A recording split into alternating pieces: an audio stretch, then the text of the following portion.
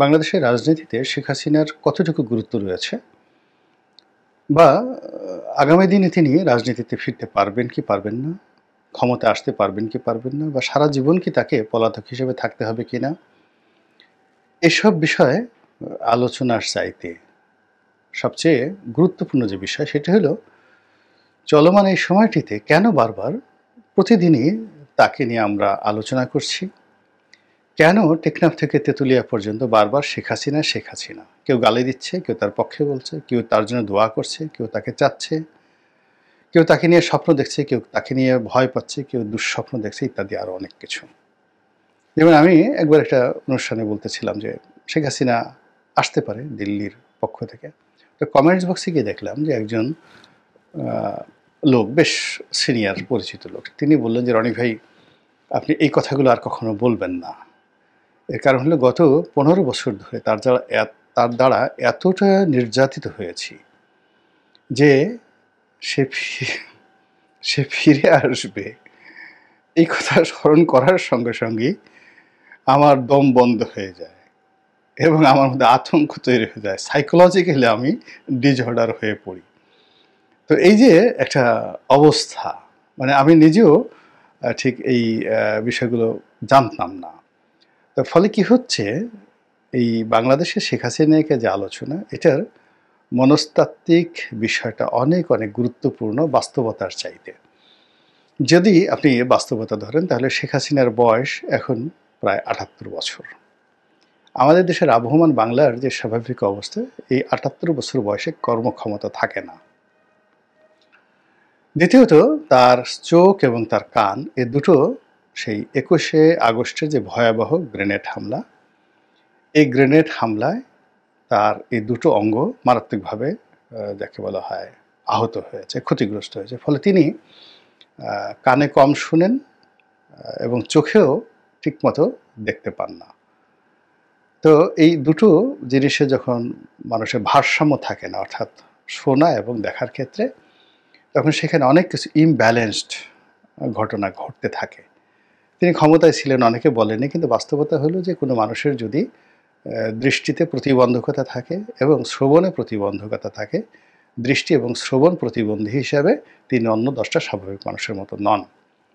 ৩ নম্বর হলো তিনি যে ট্রমার মধ্যে গিয়েছেন, একটার পর একটা ট্রমা। 1971 সনে তার প্রচণ্ড ট্রমা, এবং অনেকে বলেন যে জয়ের মধ্যে অটিজম আছে, তো বা পুতুলের মধ্যে অটিজম আছে। এটা অস্বাভাবিক কিছু না। এর কারণ হলো জয়ের জন্ম সেই 1971 সনের এই মুক্তিযুদ্ধের সময়। তো এই পুরো মুক্তিযুদ্ধের সময়টিতে সারা বাংলাদেশের যে অবস্থা, সেখানে একজন গর্ভবতী নারী হিসেবে তার মধ্যে যে ট্রমা ছিল, সে ট্রমাটা অটোমেটিক্যালি জয়ের মধ্যে চলে যাবে, এবং এটাই প্রকৃতির নিয়ম। ফলে জয়ের মধ্যে ট্রমা থাকবে, জয়ের মধ্যে অটিজম থাকবে, অস্বাভাবিকতা থাকবে, এবং শেখ হাসিনার মধ্যেও থাকবে, এতে কোনো সন্দেহ নেই। আবার পরবর্তীতে ৭৫-এর 15ই আগস্টের পর তার জীবনে যে ঘটনা ঘটেছে, শেখ হাসিনার জীবনে যে ঘটনাগুলো ঘটেছে, সেই ঘটনা আপনার আমার জীবনে যদি ঘটতো, আপনি আমি অনেক হয়তো উন্মাদ হয়ে যেতাম, পাগল হয়ে যেতাম, অনেক আত্মহত্যা করতাম। কিন্তু তিনি বেঁচে আছেন, ফলে তার এই বেঁচে থাকাটা অন্য স্বাভাবিক 10টা মানুষের মতো নয়। সে সিংহাসনে বসেছে, গণভবনে থেকেছে, মাছ ধরেছে, অনেক কিছু করেছে, দালাল ফড়িয়াদের সামনে বসে রং তামাশা করেছে।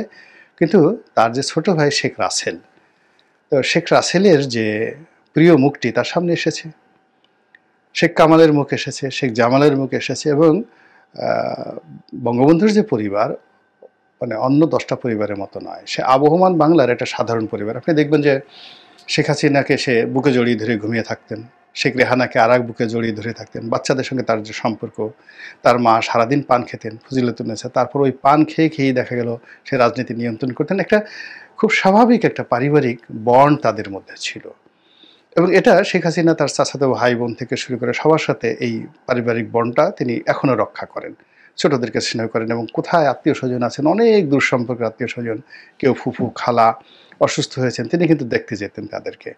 এই পারিবারিক সম্পর্কটা তার মধ্যে আছে। তো সেই পরিবারের একেবারে ঘনিষ্ঠ যারা আছে তাদেরকে যেভাবে নির্মমভাবে তাকে মারা হয়েছে, এই ট্রমা তার মধ্যে আছে। এরপর যখন রাজনীতিতে আসছে, রাজনীতিতে তার উপর ২১শে আগস্টে গ্রেনেডের হামলা হয়েছে। চট্টগ্রামের এরশাদ জামানাতে তার মিছিলের উপরে, সমাবেশের উপর গুলি করা হয়েছে। ১৮ জন লোক সেখানে মারা গেছে। তিনি যেখানে গেছেন সেখানে তার উপর ঢিল ছোড়া হয়েছে, গুলি করা হয়েছে। এই যে অসংখ্য ট্রমাকে নিয়ে তিনি যে স্বাভাবিক জীবনযাপন করবেন, এটা আশা করা যায় না।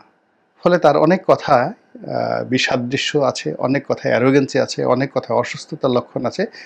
এটাই স্বাভাবিক। কিন্তু যতদিন তিনি ক্ষমতায় ছিলেন, রেগুলার মেডিকেল ট্রিটমেন্ট, মানুষের ইতিবাচক কথা, মানুষের যাকে বলা হয় প্রমোশন, বিভিন্ন কারণে তিনি দেখা গেল যে রাষ্ট্র ক্ষমতার এই চেয়ারে বসে অনেকটা সুস্থ ছিলেন। কিন্তু এখন তিনি প্রবাসে আছেন এবং শি হ্যাজ লস্ট এভরিথিং।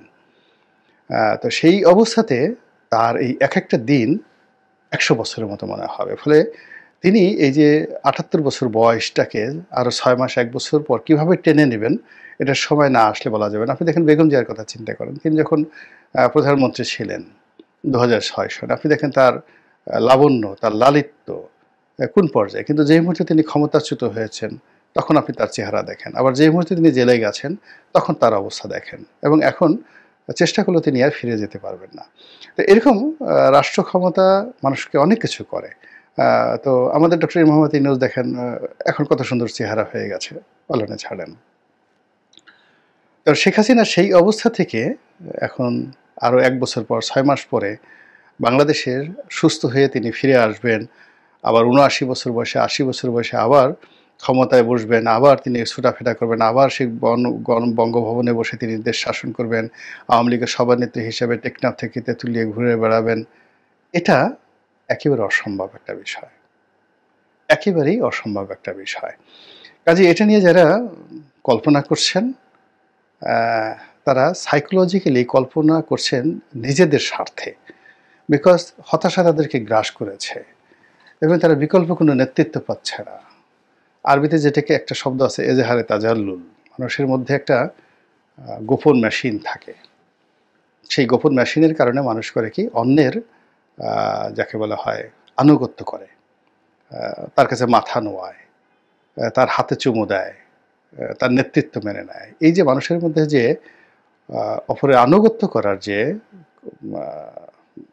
তার যে প্রবৃত্তি, এটাকে আরবিতে বলা হয় এজহারে তাজাল্লুল। এই জন্য অনেকে মাজারের কাছে চলে যায়, অনেকে পীর বাবার কাছে চলে যায়, অনেকে নেতার পিছে গিয়ে বসে থাকে, কোনো কাজ নাই কর্ম নাই, ঘর থেকে বের হয়ে ইভেন স্ত্রী, নববিবাহিত স্ত্রী, তাকে রেখে চায়ের দোকানের সামনে এসে ১ কাপ চা খেয়ে একটা বিড়ি ধরিয়ে বা একটা সিগারেট ধরিয়ে ওই পাড়া মহল্লার একটু নেতা টাইপের তার একটু কথা বলা, গুণগান করা, এই জিনিসগুলো মানুষের মধ্যে সহজাত। তো এইরকম অভ্যাস আমাদের যেহেতু সব মানুষের মধ্যে আছে, এই জন্য যারা আওয়ামী লীগ করেন তারা এখন বিকল্পভাবে তো কাউকে পাচ্ছে না, তারা এই শেখ হাসিনাকে, তার এই বয়সকেই তারা এজাহারে তাজাল্লুল হিসেবে ব্যবহার করে, এই তিনি আজ আসছেন কাল আসছেন, এটা বাস্তবে সম্ভব না হলে ওটা দিয়ে তিনি বেঁচে থাকার অবলম্বন হিসেবে এই কথাগুলো বলে তিনি এক ধরনের তৃপ্তি পাচ্ছেন। এবং এইটা হলো ওয়ান সেট অফ ইলিউশন, কল্পনা। এই কল্পনার সঙ্গে আপনার প্র্যাকটিক্যালি ম্যাথমেটিক্যাল যে বাস্তবতা, মানে অঙ্কের যে বাস্তবতা, এটা সম্ভব নয়। এগুলো এক। ২ নম্বর হলো যে আওয়ামী লীগের রাজনীতি আদৌ সম্ভব হবে কিনা। এখানে দেখেন বাইরে যারাই গেছে তারা কথাগুলো বলছেন, বিভিন্ন কথাবার্তা বলছেন, এদের এই কথাগুলো দ্বারা আশান্বিত হওয়া কোনো রকম রিজন নাই। আপনি আওয়ামী লীগ রাজনীতি করতে পারবে কি না, তার বাস্তবতা হলো আওয়ামী লীগের যারা নেতৃবৃন্দ এখনও বাংলাদেশে আছেন তাদের কাছে জিজ্ঞাসা করুন। আপনার সার্জিসের কাছে জিজ্ঞাসা করার দরকার নাই, বিএনপির কাছে জিজ্ঞাসা করার দরকার নাই, কারোর কাছে জিজ্ঞাসা করার দরকার নাই। আওয়ামী লীগের অন্ততপক্ষে হাজার হাজার নেতাকর্মী আছেন যারা বাংলাদেশে আছেন, কেউ পালিয়ে আছেন, কেউ যাকে বলা হয় পালাননি, কিন্তু আওয়ামী লীগ করেন এবং আজীবন তারা মৃত্যু পর্যন্ত আওয়ামী লীগ করবেন, এরকম তাদের ডিটারমিনেশন আছেন। তো তাদের কাছে জিজ্ঞাসা করেন যে আওয়ামী লীগ কীভাবে রাজনীতি করবে। আপনি তাদের কাউকে বলেন যে আচ্ছা ঠিক আছে, আপনি তো আওয়ামী লীগের একটা সাধারণ সদস্য হওয়ার জন্য আপনি তো উদ্গ্রীব ছিলেন, এখন আপনাকে আওয়ামী লীগের দপ্তর সম্পাদক বানানো হলো, সেন্ট্রাল দপ্তর সম্পাদক। আপনি যাই একটু বঙ্গবন্ধু এভিনিউ আওয়ামী লীগ অফিসের সামনে দাঁড়ান তো, দেখেন তো এই বাংলাদেশে যারা আছে তারা কেউ সাহস পায় কিনা। কিংবা ধরুন আওয়ামী লীগের সেক্রেটারি হওয়ার জন্য কত মানুষ বলতে গেলে যে আওয়ামী লীগ যখন ক্ষমতায় ছিল জীবন দিয়ে দিত।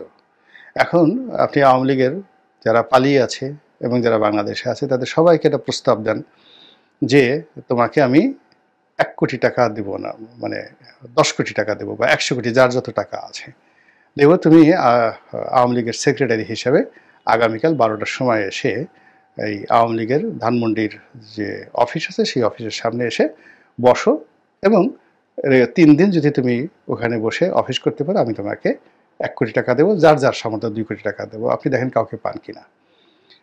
আপনি ওই যে যারা বাইরে বসে বসে বড় বড় কথা বলছেন, আজ আসি কাল আসি, হ্যাং করেঙ্গা ত্যাং করেঙ্গা লাঠিকে আন্দার মুগুর ভারেঙ্গা, তাদেরকে বলে যে ঠিক আছে আমি তোমাকে এটা দেবো, আই উইল গিভ দিস মানি, তুমি জাস্ট আসো বাংলাদেশে, এসে বাইরে যারা আছে ৩২ নম্বর একটু যাও, তারপরে শেষে সুধা সদনের সামনে একটু যাও, আর আওয়ামী লীগের যে ৩-এর অফিস যেটা আছে সেই অফিসের একটু রিপেয়ার টিপেয়ার করো, তারপর শেষে সেখানে বসে একটু রাজনীতি করো, দেখেন একটা সিঙ্গেল লোক পান কিনা। তো আপনি বাইরে যারা আছে তাদেরকে ১০০ কোটি টাকা দিয়ে আপনি বাংলাদেশে এখন আনতে পারবেন না, বলবেন যে পরিস্থিতি ভালো না, আমরা এখানে বসে হুং হাং করতেছি,